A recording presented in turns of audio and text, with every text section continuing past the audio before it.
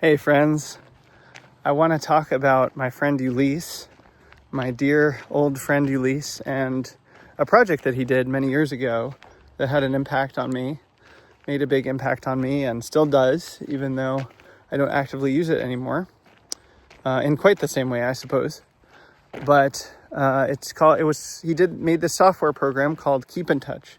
And the basic idea in the way that he originally made it was there was this text file. And in the text file, there was a list of people that you wanted to stay in touch with.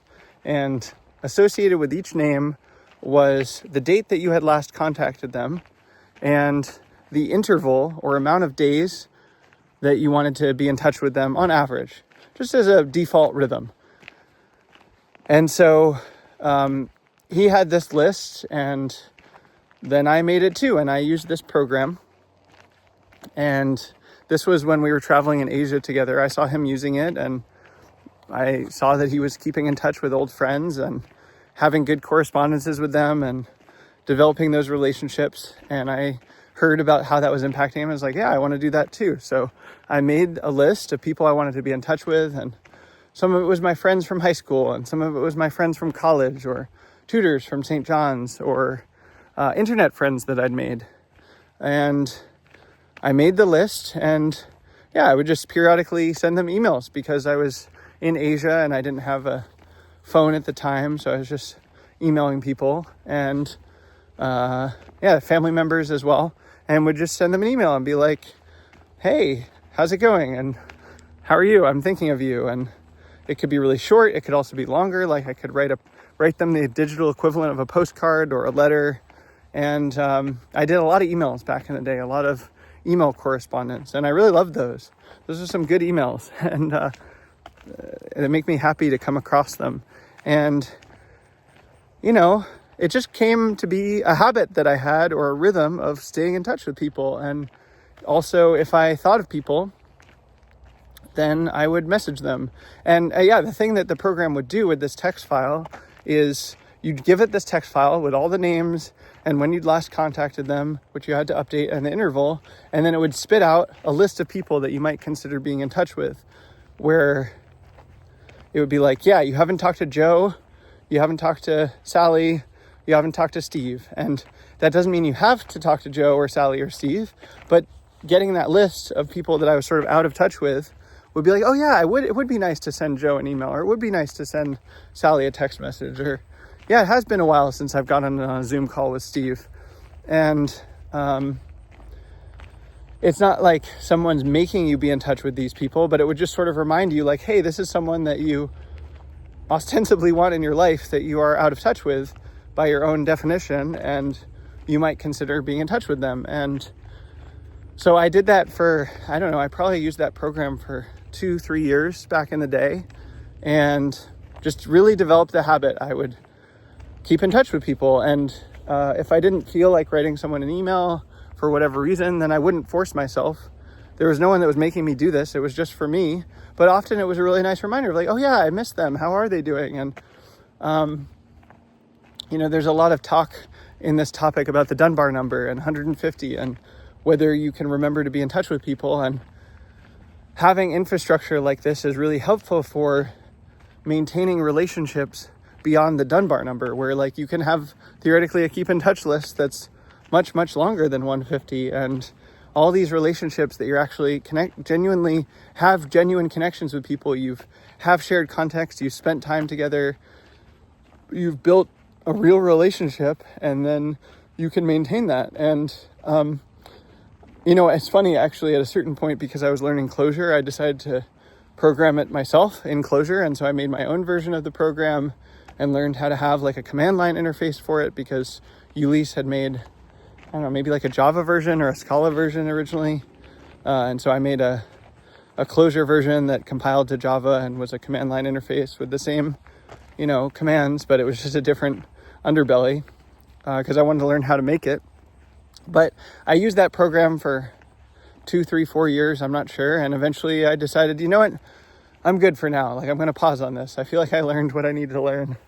And I at that point, I sort of just had the habit of contacting people and being in touch. And it was sort of instinctual for me. And also just reaching out to people when I thought of them, which is a really good habit to develop.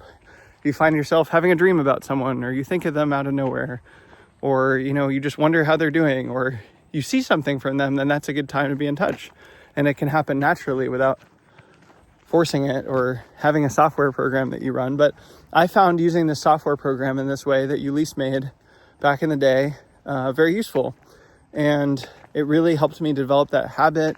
And so many good things came of it because I was in touch with friends, and people really appreciate when you're in touch with them and they remember you and they remember your friendship, and then it helps you to deepen those friendships. And then, that was even in retrospect, like the foundation for my pilgrimage of like, oh, I have all these friends around the world that I have strong relationships with, where they're going to be happy to see me, and they already know who I am, and we're in touch. And there was a lot of things that contributed to that, but that was one of them. And recently, I think Ulysse made a Notion version of Keep in Touch. So recently I decided to do it again. I noticed there was a certain like subgraph of my relationships that I was like, oh, I'm kind of habitually not in touch with this sort of a person, like specifically people who aren't on Twitter. Like if someone's on Twitter, I'm pretty good at staying connected with them, and because occasionally I'll see a tweet or a thread from them, or I'll send messages to them, or they'll reply to me. But if someone's not on Twitter, I have a little bit harder of a time staying in touch with them, because Twitter's kind of one of the places I hang out.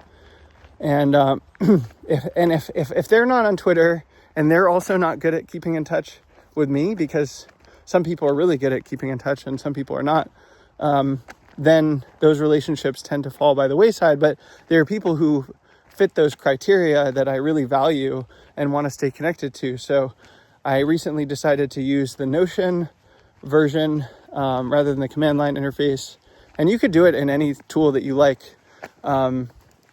It could even just, the simple version of it would be just have a list of people you want to keep in touch with, and then you reread it periodically and decide to message 1 or 2 or 3 people on it, once a month or something. And it can be what you want. It's again, it's not a forcing thing. It's not like a rule that you have to be in touch with all these people. It's just having a list of like, yeah, I would like to stay in touch with that person, and am I in touch with them or not? And if you're not, then you might want to.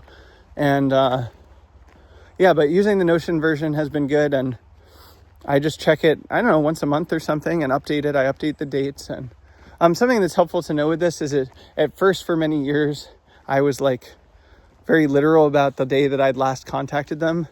And then Ulysse told me this recently, which is very obvious in retrospect. Like, oh, it's not like you need to be as literal as like accounting or something. You can just say, oh, if you've been in touch with someone recently, you can just set today's date as the date that you were most recently in touch with them, even if technically it was like 3 weeks ago or 2 weeks ago. It's not something that needs incredible precision. It's just about whether you're in touch with them or not.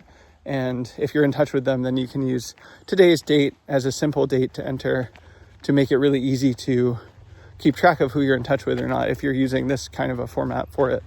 So Ulysse has on his website a page about it, so I'll link to that in the show notes. And you might want to use his tool in particular, whether it's on Notion or the command line interface, if you like that.